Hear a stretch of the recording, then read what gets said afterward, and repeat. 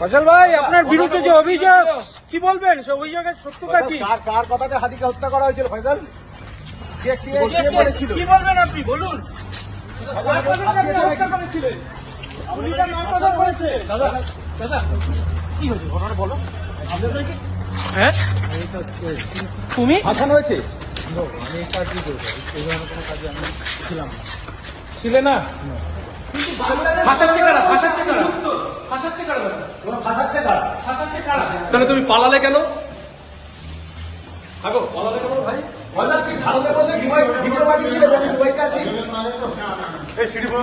না না না, ফয়সাল ভিডিওটা কি ভারতে করেছিলেন না দুবাইয়ে বসে?